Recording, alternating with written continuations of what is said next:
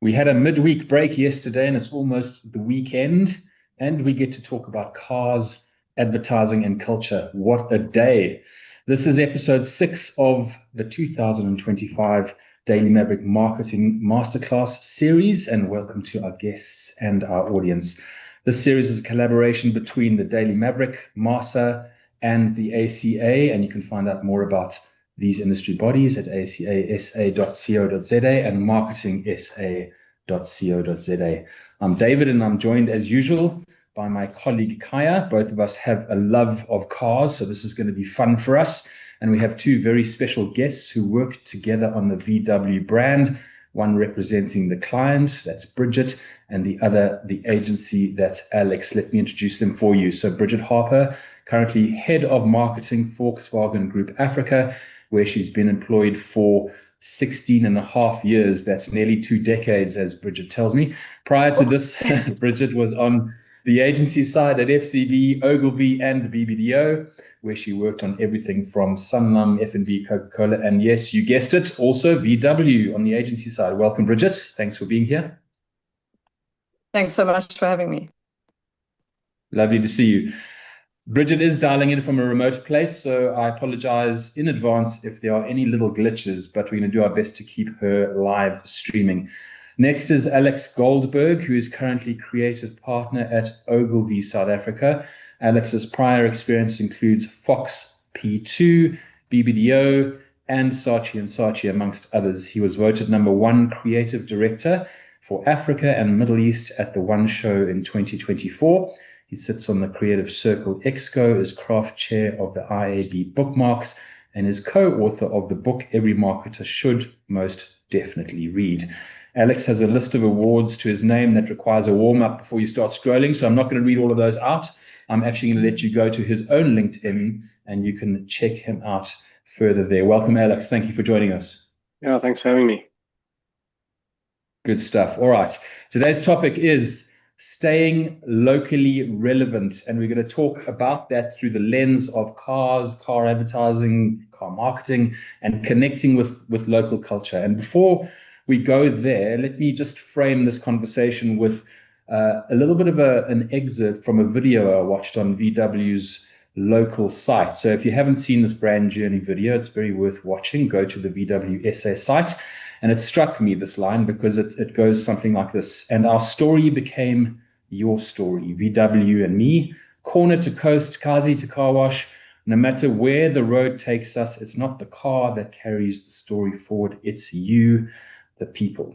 And as we know, as marketing folk, the key starting point of any good marketing is to understand your market as deeply as possible, their attitudes, their psychology, their languages, their nuance, behaviors, and culture, and we need to connect to that, because if we can't connect with someone, we can't really truly connect with someone unless we truly understand them. So without local connection and relevance, brands are foreigners without invitation. And so I'm going to direct this first question to you, Bridget, which is, and I'm going to use this Forever Golf campaign that you recently launched, by the way, just as a backdrop for that, because I love it, and I hope everyone on this in the audience goes and checks this out.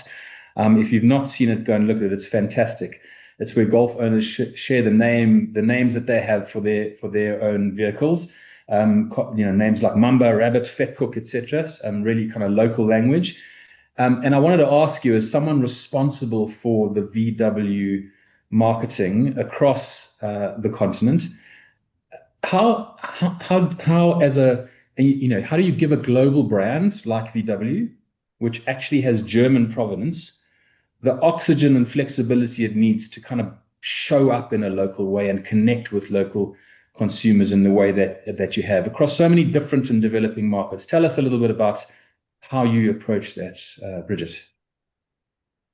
Yeah, thanks, David. I think we're quite lucky in two ways.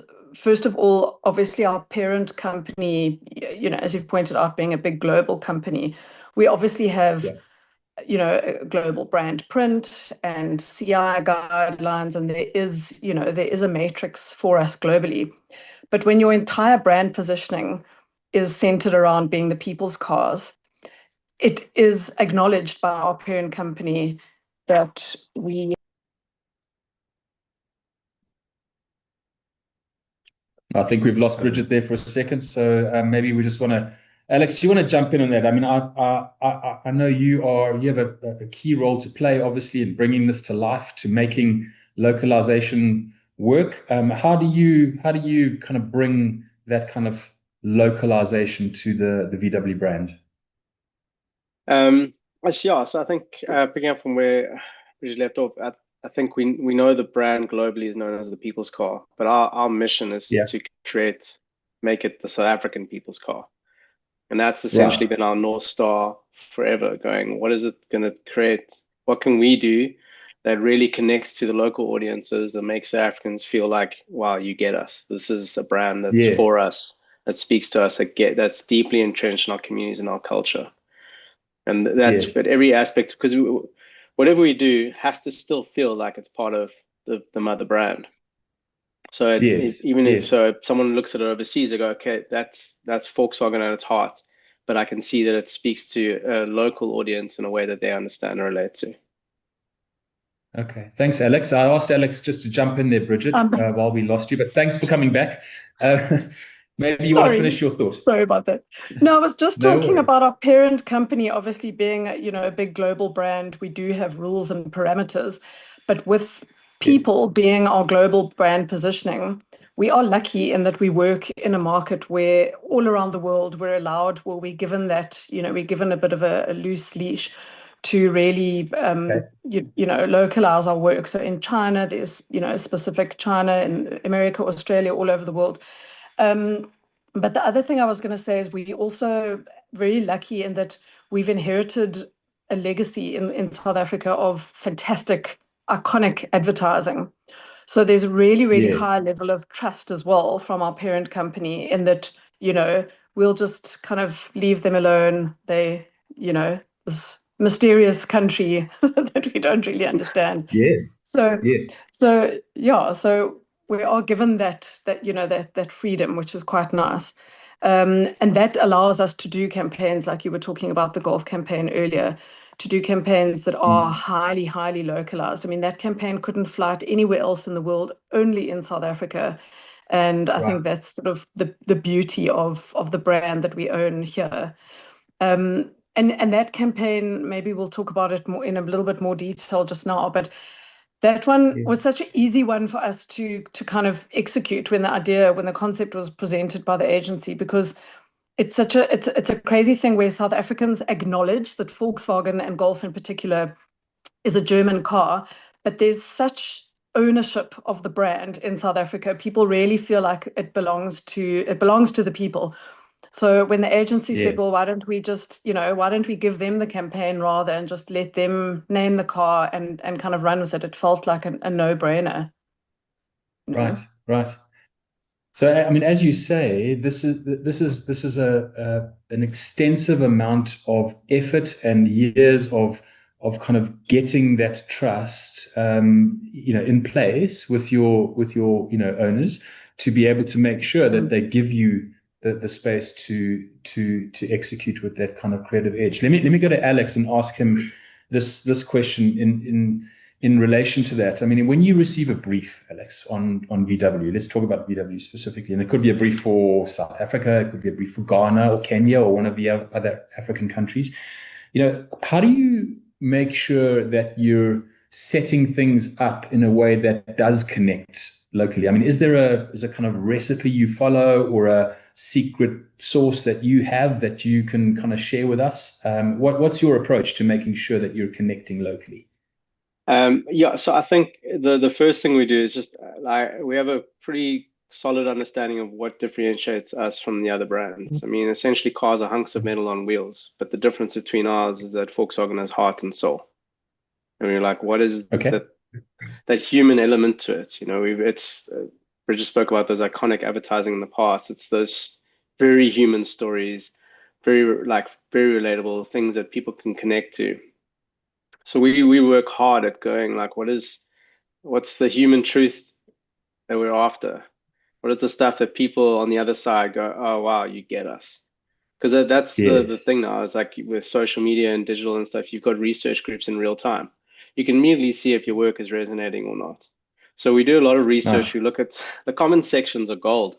There's insights all over the place. I think Yeah. everyone projects so much of their views to the world on all the different platforms. So it's there for us to understand. I think it's also important for us to really like test out our insights and our ideas. I think the strategy and the idea at its heart, and it's in a skeleton form. People need to go, wow, okay, I understand that insight, that human truth I can relate to. Cool. And then we Mm. can kind of wrap it in whatever madness we want after.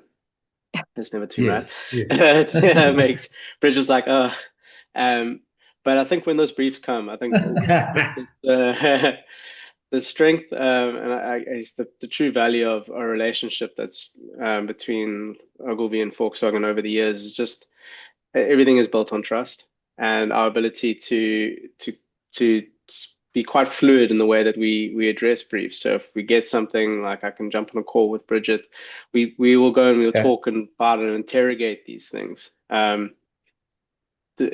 The one thing that has to happen is when you're in the room is those first few slides when you talk about the insight, people go, "Cool, I believe you. I get Yeah. that." Yeah. Because it doesn't matter. Yeah. Like if it's not if that isn't believable and if it isn't true and isn't relevant, it doesn't matter what you do. It's a waste of money. Yeah. Yeah. You want the audience to And see themselves in it, right? Yeah. absolutely. Uh, And also, yeah, Alex, just to build on what Alex said, we'll often look at a piece and then say, could we put another logo at the end of that ad and would it still feel true? And then we would bin it. Like if this only belongs to VW, Right. then that's also sort of one of our Acid test. compasses. Yeah. Yeah. Yeah. Yeah. Nice. And I Nice. think on that was just referring to the forever golf. I mean, when we presented that idea, I mean, it was in a boardroom full, there was a lot of people there. We had a lot of Mm. different partner agencies and everything. But as soon as the insight dropped and everything, you had just a collective nod around the room, and immediately the Okay. discussion just kicked off because we had a very strong route, like another route that was very strong as well. And but this one just sparked conversation immediately. Someone was like, "Oh no, we call it this. Oh, I call it that. Oh wow, I never knew you called it that. I've never heard that one before." That's And the great. insight was just completely just like the facts behind it was fortified with every single and acknowledged with every single person adding to it. And we were like, okay, this is gold. This is something we need to push. Yeah. So you can feel when the idea is actually right. That's a fantastic example. I think Kaya's got a question for you based on his experience. I mean, it's interesting actually. I used to, when I was a junior copywriter, I was at Ogilvy and in Cape Town, and one of the jobs that I had was to come up with names for city golf. Or so would write like a whole bunch of list of names, and then we kind of submit them to the client. So this is actually fantastic that you kind of allowed your audience to kind of share what they call what they call their cars. But I think the one question that actually maybe question or statement that I want to make is given that global brands tend to almost sometimes will value efficiencies. So they want skills, they want scale, and therefore they'll have one brand that they want a campaign to go all over the world, right? And it may Yeah. be efficient, but may not be necessarily effective, I think, in that market. So how have you found, have you navigated that issue? Because I mean, you work for a global brand, maybe I know that you guys kind of Yeah. have some leeway to own your kind of work. Yeah. It sort of ties back, Khaya, to the first point that I made, where because the Volkswagen brand positioning at its core is people's cars, it cannot work to have one piece of work that is flighted around the world that then Mm. feels authentic and relevant and can really touch people and is insight driven and all of those good things that make up good advertising. It just can't work. So from time to time, as global CMOs come in and out, we do get, these big global campaigns. flight. And in fact, the piece that David was referencing right in the beginning of the call, which we've called our manifesto video, was using the idea of a global spot, but that we made it locally. It's an AV. It's not a it's just a little manifesto video. It's not a TV piece or anything like that. But that was using a global framework, but then we just localized it because, as I've said now, it cannot work, in my opinion, to really touch people's hearts, particularly if you think an auto purchase is so emotional. People might think they buy cars rationally, but they do not. It's deeply emotional. It just cannot work to have one campaign that runs across the whole world and to expect success. It just can't work. So from time to time, we do have these, how about you use this? And Global does develop assets for us. And then we're very fortunate in that we get to choose which pieces we use and which we make locally. And as you guys will know, the South African production industry is world class and actually very cost effective. So when we have those efficiency conversations with Global, we'll show them a piece like our Tigger TV ad that's got deep post. There was 2 months, I think, worth of post on that. And they cannot replicate that in euros. When we divide what our budget was by 20, they cannot replicate that quality and that standard. So that's a nice little whoop for South Africa. Yeah. Nice, Bridget. Thank you. Before we get on to a question which has come from the audience, I want to ask Alex this, which is, the partnership between VW and Ogilvy has been nearly 50 years, actually, which is quite incredible. And you can see from the work, if you look back at all the work, there's such a beautiful, consistent thread through all of it. And we all know as marketing people that consistency is the hallmark of successful brands. How do you manage the tension between, consistency and what could become kind of a one-size-fits-all approach, right? So you don't want to become or produce lowest common denominator work, and you want to always be fresh and edgy. How do you manage that balance between protecting the brand assets and the distinctive assets that you want to carry across and still deliver, work that spikes? Yeah, Alex, maybe you can take that one. So, it's part of the reason why I love working on Volkswagen. It's every creative's dream because you just have so many opportunities to expand in your repertoire. So if you go what's going to create work that connects with people, we talk about human-centric work. We need to make people feel something. Whether it's they can feel happiness, joy, you can kind of excite them, you can entertain them.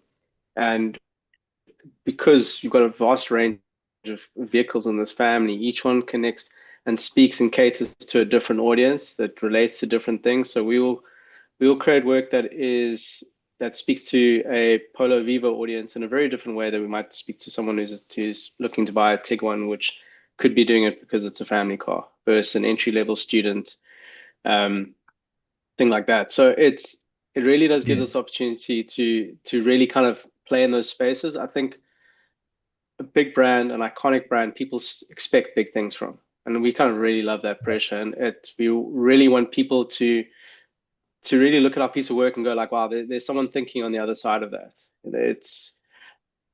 Everyone takes the quality of our work has to come through in every aspect of it. They can't look at purchasing a vehicle, which is premium thing, and they really aspire to have that. And then the rest of the story is let down by poor quality work.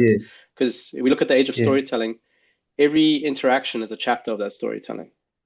So we sweat the small stuff. We want to really push it. We want someone to go wow, okay, cool. You understand not just the stories or the life I'm living, but also the way I consume media. So looking at it's not just TV all the time. We will look at create really kind of media agnostic ideas that are really flexible, that can move across things, that can show up on TikTok, that can be on Instagram, that is a great TV as cinema piece, an interaction, or a CSI component like Night School, which is heavily entrenched in South African culture and community, and looks to actually address something that's quite serious. So we're constantly looking to push, but we always kind of go, is this Volkswagen? And we want to make an impact, but we're not doing it. We're not looking to just poke the bear for likes. You know, it's you'll know when tonally you're off, and we pressure test that a lot internally.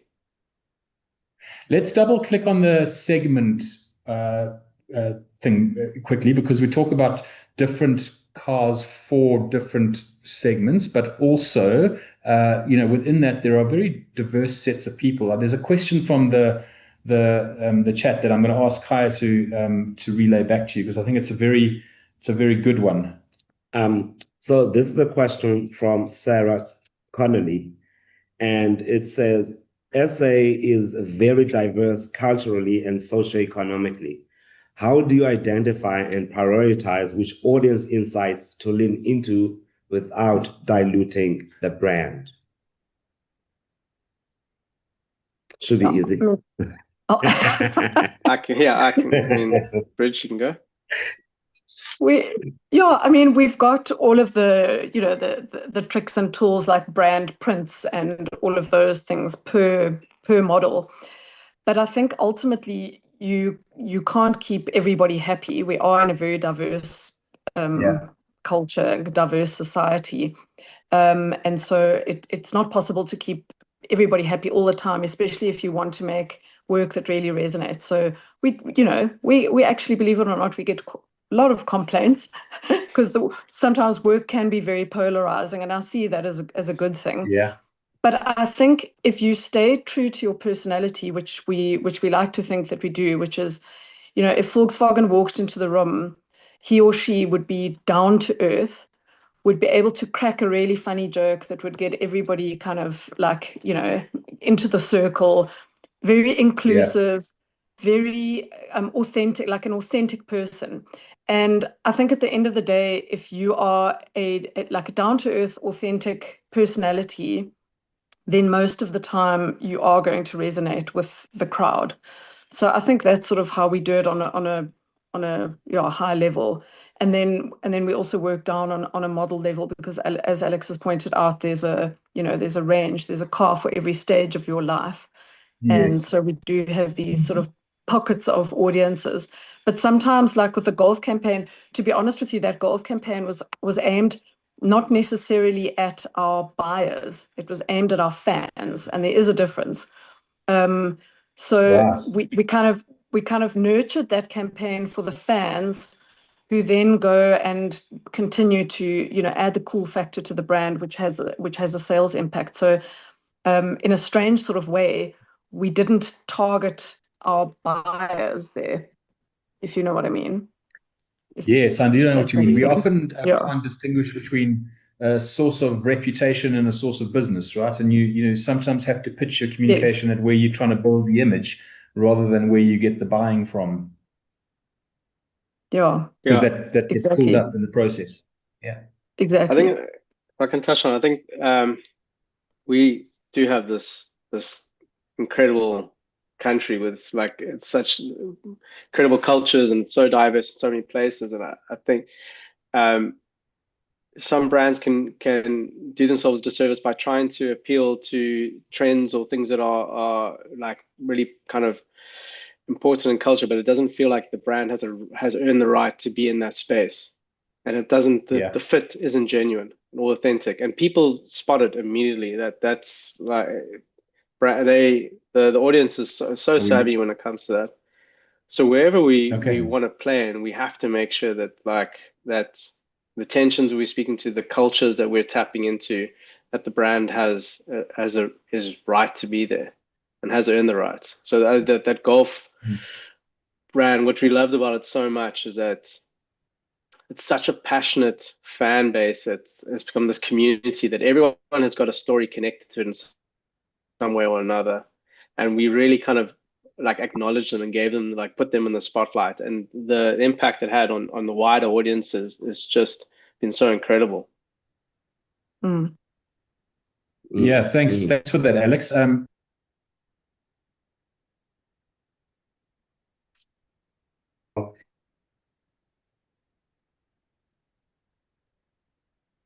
primarily reflecting culture back to people or actively shaping and influencing culture?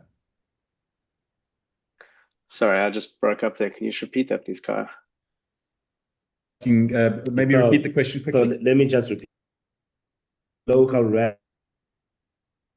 reflecting, shaping, and influencing.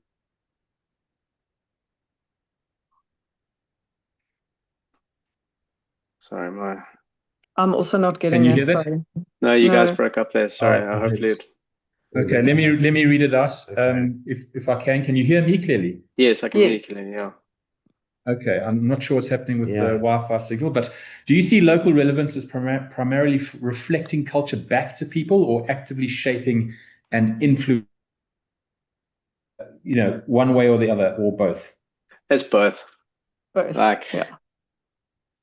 I think there's ways that you can encourage, and like everyone talks about storytelling, and culture is like I guess it was storytelling that was like the catchphrase, and cultures is the new one. But like culture has been a guiding point for us for so long, and it is sometimes you want to create stuff that complements it, that reflects it, but also that kind of moves it forward. And once again, the forever golf, and you look at all the generations before those, it's been like it's so entwined with those communities where it actually kind of created something that gave communities the ability to carry the story forward, and then the brand takes over. So it's like this symbiotic relationship. But you do want to, when you're creating a piece of work, you do look at what's happening in culture, and you go like, okay, Yes. are we going to be part of the story, or is it something that's going to carry it forward? Yes. But as you're saying, the one feeds off the other, and they need to be mutually reinforcing, if you like. Yeah. I got a question from Mandla. How do you navigate this is quite a pokey question. How do you navigate the segment of the local market who are drawn to Chinese brands who seem to be taking up a significant portion of the market? I'm sure you get that question quite often. Yes, my favorite topic. Look, it is no secret that all of us, the legacy brands, are taking a beating from the Chinese brands. And I wish I had a crystal ball. I think everybody in our organization wishes we had a crystal ball to see how this will pan out. From a marketing point of view, it's our job to continue to remind people why they would choose Volkswagen and pay more, because we are more expensive, always have been, always will be. We can't compete when the Chinese government is subsidizing the entrance of these vehicles that they can't sell in China, so they send them to Africa. We can't compete on a price level with that. But where we can compete is with safety. Our cars are properly crash tested, properly, gone through thorough quality testing. And so from a marketing point of view, what we can take ownership of there is to remind people why they would choose to spend more on a Volkswagen product, and a brand as well that is investing in South Africa, that is investing in job employment, etc. The motor industry, the local motor industry collectively, the 7 brands that are producing vehicles in South Africa are responsible for 900,000 jobs. So that also should carry some weight in your purchasing decision. But I think probably the worst thing that we could do is have a knee-jerk reaction to all these new entrants and change course in what we're doing from a marketing point of view. I think we've got to stick to our storytelling. We've got to stick to our deep connection to South Africans and Africans, and keep going. But we are nicely put, Bridget. we're all suffering, unfortunately. Yeah. It's Khaya, you had another question? So I hope I am clear and audible this time. I think you are. I think the connection's back. Yeah, I can hear you. So this question is from Noma Tamsang. What if you're not a global brand and have a limited budget? How do you stay locally relevant? I'd say that it also helps to be locally relevant if you can say Noma Tamsang. Absolutely. Noma Tamsang. Alex, might... you work on a lot of different brands. Do you want to take that one? Sorry, Bridget, I didn't mean to talk over you. No, go. Carry on. I think you have no choice but to be locally relevant. I think if you've got less, you've got less to play with, so you need to make it work as hard as you possibly can. And we've seen just, I guess, digital and like you look at social, that there's so much more access now and ability for brands to kind of show up in interesting ways.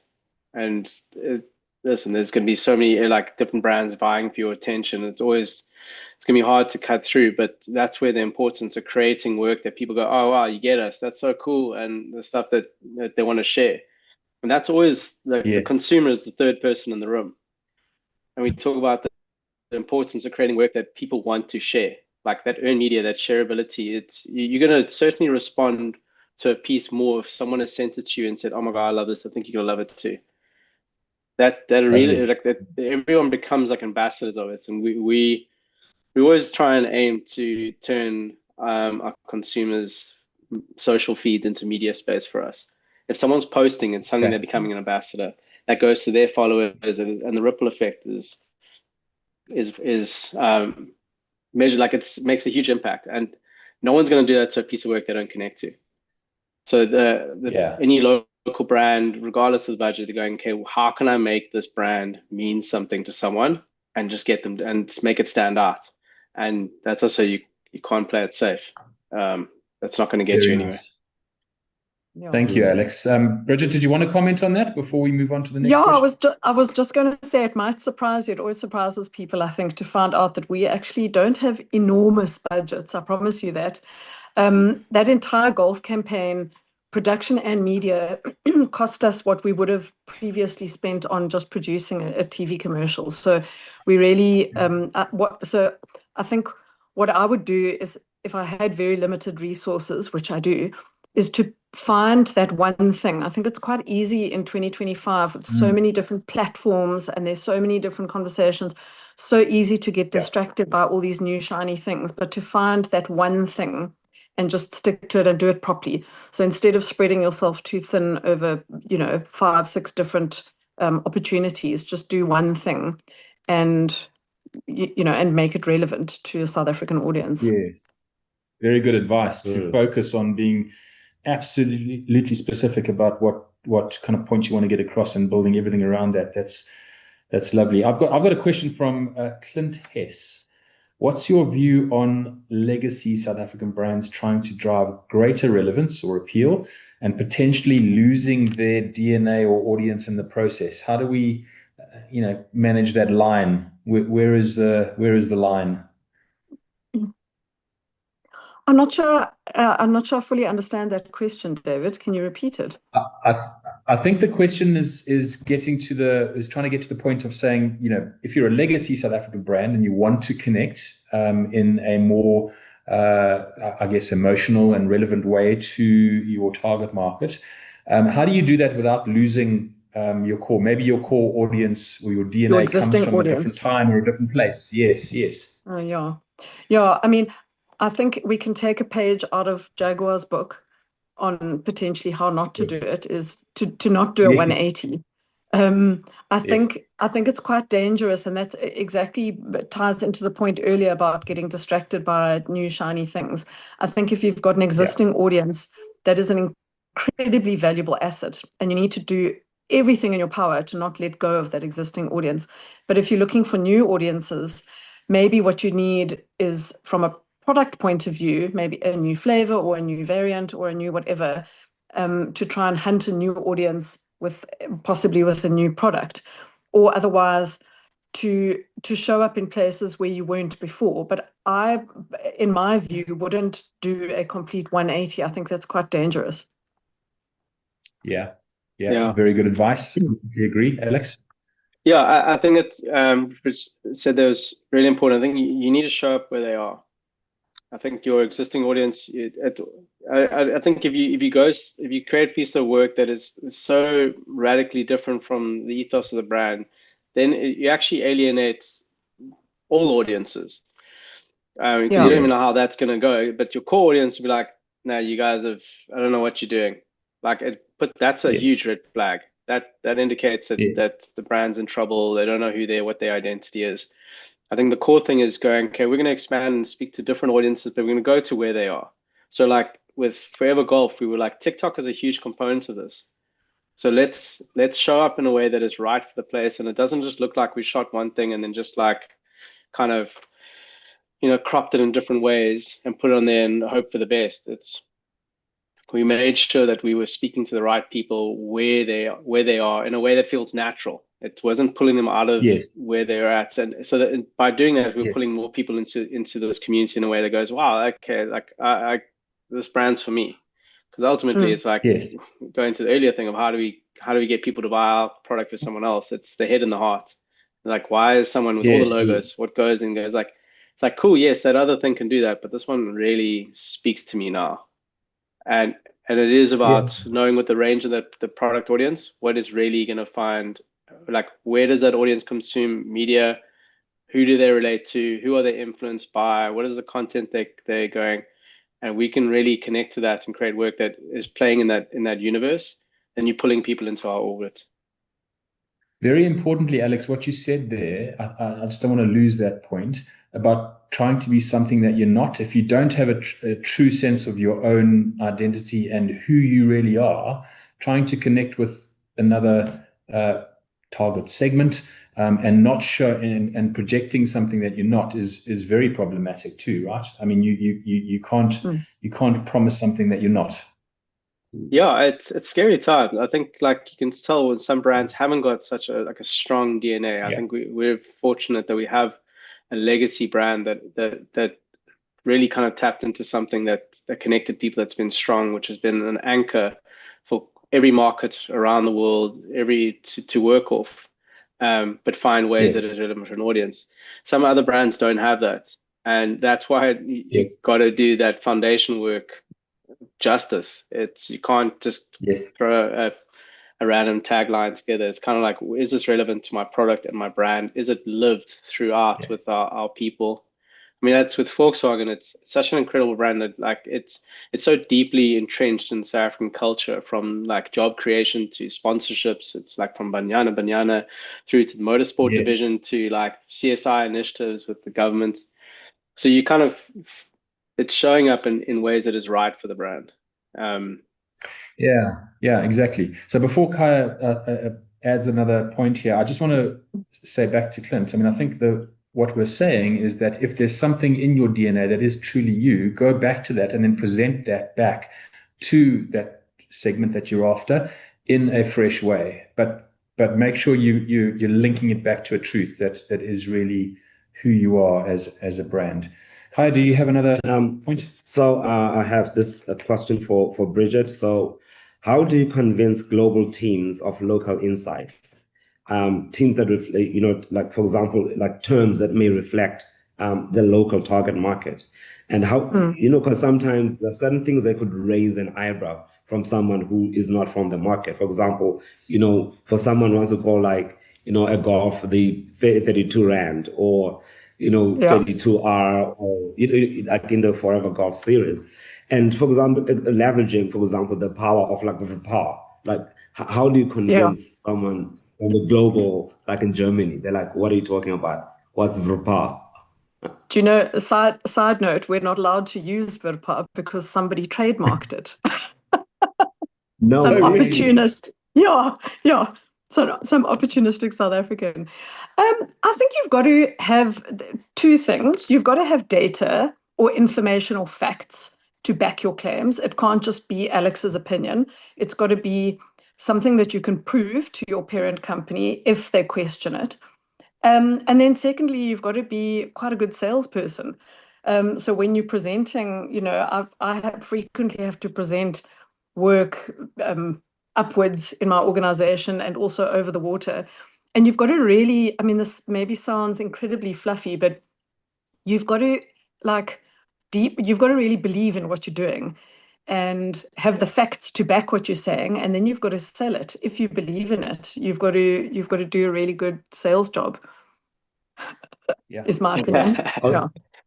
no, it's true. Uh, I think if I could add on that, I think it's so the type of we know that the work has to sell itself in the rooms that you're not in.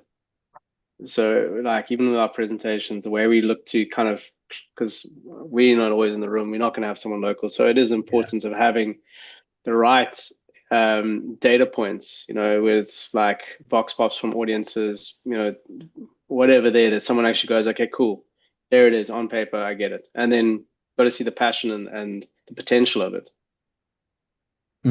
Yeah. So I just want to add in here, because like another anecdote from myself, when I was at Coca-Cola, because we'd be given this global asset that you have to use it, and like for the Coke and Mills campaign that we used to do, and they used to give us this very European assets, okay, and the only thing you were to do was to shoot these ads with Black people, right? But the insights were still not South African. And so, like you said, we kind of had to use a bit of like data to kind of prove that in order to be able to get work that resonates, we've got to reflect, not just change the people's skin colors, but their experiences with how they consume the product. Yeah. And so we went, into people's homes, and in most homes in South Africa, it's not like mom and dad and the kids eating. It's the grandmother, the neighbors, and people always prepare more food than there are people in the house, because anyone could walk into the house at any time. So we created this campaign and we shared it with global, and it was very successful in South Africa. But that insight actually was not just relevant to South Africa. Other markets on the continent and Latin America took on that insight, and they realized that you can't just use an insight that comes from Europe and think that it will resonate across the world. Yeah. In fact, in Kazimolo asks a really interesting question here, which is very, very important. Actually, is we use this word relevance a lot, and they're asking what does relevance in marketing actually mean? So, how do you know when you've achieved relevance? So, is there a way is there something you look at and go, oh, okay, I can check that box, or a metric or something to kind of tick? How do you tell whether you've done it? No, we've got lots of media metrics, I think, that will tell you, for me, immediately, I would think social media engagement and view-through rates. I mean, anybody can buy reach. If you've got a media budget, you can buy reach, but you cannot buy people's commitment to view all the way through. And if you've got really high organic and view-throughs, like we did with golf as an example, then you know that it's resonated with people. Remember, you're stealing people's time, really, as an advertiser. Yeah. I'm quietly trying to read my Daily Maverick article here, and you're interrupting my timeline. You need to be entertaining or valuable, or give me some information or something that I need, albeit entertainment or information. And you will only know that through the media metrics, if you can see that people have actually actively engaged, because it's so easy to block advertising. And I think it's one of the travesties these days of us having so many channels in which to communicate to our customers, is that people just blast it. And there's sometimes this thinking of, the more impressions I buy, the more people will see my advertising. And I think that's tragic, because you're forcing yourself into the room instead of being invited to the party. Do you know what I mean? Lovely. Yes, absolutely. Very nicely put. Alex, you have any comments on that to build on what Bridges just said? Yeah, a key indicator of relevance is the tone of which consumers respond to your work and engage in you. So like there'll be times you can create an amazing ad, and then the first comment is like going, I had a really terrible experience at this dealer. You're like, come on, man, what about the ad? Didn't you like the ad? It's just, but the relevance is, so we're going this whole, and it's a framework we use at Ogilvy, where regardless of the brand we work on, we don't ever want to see someone in the comment section say you don't get us. So that speaks to regardless if you're selling beer, whether you're doing something for domestic violence, cars, whatever. And that's about making sure that the core audience every time, whatever we're creating is relevant to them. They're like, okay, yes, my world well enough to speak about it in a way that I go, oh yeah, that's cool. You get that insights. You're not kind of coming at it from a superficial level. So the relevance in that, it's expressed in the way that people talk about your brand beyond it. Yes. And that's when you start going Yes. creative. You see the work, and we can see, put a piece of work out, and it's just like the stuff that requires a little bit of a nudge. You know that you're like, okay, we need to do something there. But the other ones that are truly relevant, like there's certain episodes of Forever Golf, which it's interesting. If you go look at TikTok and you look at just the view counts and different stuff, what episodes relate and connect to different people. And that is a really, like, we get really excited about that, because you're going, okay, cool. That one seems to be more relevant to an audience for a reason. Yes, it's just there's a human story to it. We go, okay, what is it? And then we go and we do a lot of social listening, which is another way for doom scrolling on TikTok. And we pull the data, because it's going, okay, listen, this is a formula, this is an understanding of the way the brands, and I'm not going to say the word relevant the whole time, because it's not explaining relevance, it's just repeating it. But it is going, the goal is to keep connected, to show and create a meaningful connection to an audience, and to connect with other people. And that's with understanding with the work that really resonates and connects with them. And you want to be, like you said earlier, in conversation, right? In other people's conversation, so that they're actually sharing your brand for you. Yeah. Yeah. I mean, gone are the days where you used to create a piece of work and then flight it, and then that was the end of the conversation. Now that's the start. We're putting that in with the hope of generating conversation, having like a rapport with an audience and building on that. So that's where like Forever Golf was so successful, is that every phase of it was kind of built and carried on through a conversation, where it started with the films, and then it became like the social interactions and people generating their own nicknames, and it kind of just kept on, and then creating murals in communities that actually named them. So they were starting to see their interactions come to life in tangible ways, where they actually think, wow, the brand's not only listening to me, but they're actually like actioning what I'm saying. I'm part of the story. It's fantastic. I mean, if you're in the audience and you haven't seen Forever Golf, please go look it up and Google it. It's really well worth watching as a case of marketing excellence. Khaya, you have another question? So I have a question from an intern who is new to marketing, and the name is Promise. So what common mistakes should I avoid when adapting global trends to a local audience? And how do I measure if a campaign is truly resonating? I mean, Bridge, you can go. No, I was going to say, just welcome to marketing, Promise. Yeah. Hope you're ready for blood, sweat, and tears, and the most interesting and fun career. I think for me, honestly, and I'll be short, and then Alex, you go, is the most common mistake, I think, is brands can really try too hard. If there's a new word that's hit the lingo, it's giving whatever, if it doesn't naturally fit with what already exists in your brand, you're going to look like the 50-year-old tunny that's trying to use the lingo. You know how uncool that person is. Don't do that to your brand, please. That was my only point. You go, Alex. I think an important thing is don't be late to the party if you want to do stuff. I think it's you can see with the brands like that are firmly entrenched and are connected to culture, that understand, that can see things. So when something is happening and your brand has kind of, you earn the right to be playing in that space, and then be quick about it. The last thing you want to do, it always looks so bad when a brand jumps onto a trend, but they're so late to the party. It once again, it signals more to everyone beyond that. Yes. But then you're also going to go, okay, how is this going to be relevant to this audience and relevant to our brand? Does it do is it going to build us? Is it going to kind of pull us down? Is it just like jumping on something for just for the odd like, and it doesn't help like our bigger story. You don't have to jump onto every trend. Sorry, I was just saying you don't have to jump onto every trend. Yeah.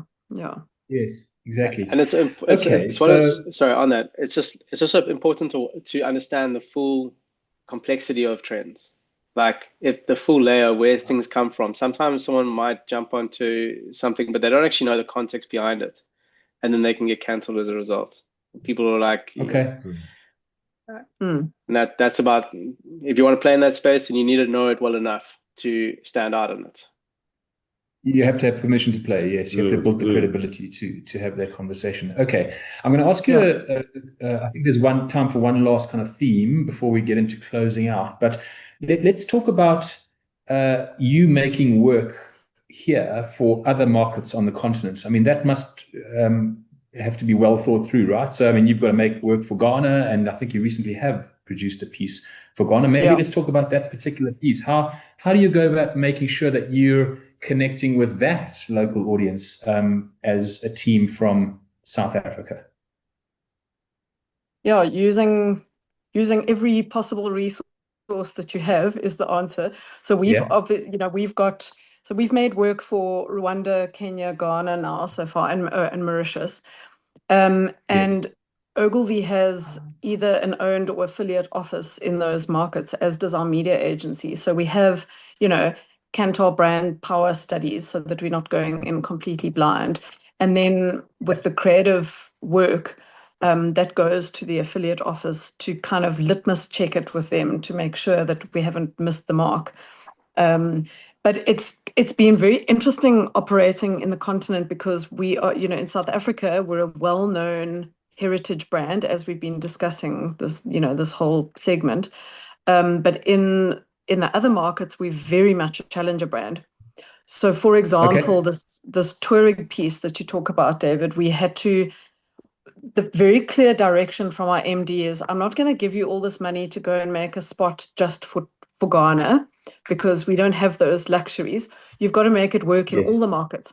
So you've got to be relevant on a 1.8 million rand car. You need to make the spot that's going to work in all of these markets that have different looking people, different accents, different languages. Some are right-hand drive, left-hand drive. So it was quite a big challenge, I think, and Ogilvy nailed it as usual. So just interestingly, we shot that car. The whole car is using the IQ lights, so it's lighting up people's ambition as it sort of drives through this ambiguous city that we didn't ever give it Table Mountain cues so that you knew where you were. And all the car shots, the production company had to come up with very clever tricks so that you could never really tell whether it was left-hand drive or right-hand drive. We had multicast, lots of different, lots of variation in our cast. So there was one woman that specifically looks Kenyan. There's one man that specifically looks Ghanaian. Then there's an Asian woman. So we use this sort of diverse cast so that you're not quite sure kind of where you are. And it's really done very well for us. But that could also be a little bit risky because everything we've been talking about today has been talking about finding a local insight and and massaging that. So sometimes probably a little bit risky to have this blanket approach, but in this particular instance it did work, and it was kind of, as I said, litmus tested with all of those offices around the continent to see if it worked or didn't work. Do we get the thumbs up or the thumbs down on this spot? Testing a very important part of it. Alex, you want to comment on that? Yeah, so when we're developing, we really do tap into our network extensively. It's going, okay, what are the insights? Like if we had to create an insight that feels very African, that connects to people, that inspires people, what is that? And then when we're developing the script format and the different scenarios, we're like, is this scenario, does this feel right? Does this feel like, and someone would be like, if we had to do a sporting analogy, what about this? They're like, no, that's not relevant to our market. This doesn't feel right. What about this? So every scene, every aspect of it, we're testing out and we're researching and we're going, okay, what about this? And we'll be working with different creatives and strategists from all the different markets, constantly in comms with them to develop it. And then when it comes to actually creating the piece, it comes down, and Bridget was talking about it, it's everything from the casting to the wardrobe to the way that the hair is styled. It has to be something that people go like, cool, I connect with that. And Yeah, it's really is so important. I think the most important thing is to, as a brand and any marketer, is to empty your cup and just not assume anything. You Okay, can't that's a very good piece of just advice. go and insult an audience by just bludgeoning them with this piece of work and go there, and then they go, well, I don't relate to that. Missed the mark. And it Yeah. yeah, and it's even it comes down to the music. So we wanted to do a piece of music that had this. We've got this beautiful classic piece to it, but really wanted to like give it a deeper layer to it. And there was, a track will be thrown in from the side, and it's got like a very, very heavy African thing that actually can come across as us just being naive and just trying to just tap into Africa by Ignorance, doing yeah. this very African-y thing. So we're like, okay, Yeah. how could we still achieve what we want to do, but have something in it that people go, oh wow, I've never heard that before. So like if you had to merge like Yes. a Ghanaian kind of influence with a classical kind of European vibe, it's people Yes. will go, oh, it's something I relate to, but you've still entertained me and inspired me in another way. Okay, brilliant, And Alex. Thank you. just to, and sorry, David, just one last point on that spot is Yes. the whole spot is about your dreams and your ambition, which Yes. is an insight that we discovered is actually applicable to the whole continent. Everybody on this continent is sort of dreaming about how they can become a ballerina, a business owner, or whatever. And so so the story works for all the markets, but that won't always necessarily be the case. Yeah. Yeah, lovely. Thank you, Bridget. Talking about music, Alex mentioned music. One of my favorite VW commercials is that one with the I Remember song. I remember the days of our lives. That it's a beautiful, epic piece. I don't know if, and maybe Khaya, you have I'm not going to sing. It's not a good idea. I don't know if either of you have, maybe in closing, you can just share what your favorite piece of VW communication is. And Khaya, if you have one also, just jump in there and let me know. But tell us about your favorite one, Alex. I mean, all the ones we've done with Bridget, obviously. I love, I love. I mean, I love the Forever Golf piece, and I love the blind spot campaign we did recently. But I think the piece that it really just captured my heart and just and I could watch it over and over again. Doesn't matter at what stage, and it keeps meaning something to me. Was the Touareg piece with Arno Carson's track. It's okay.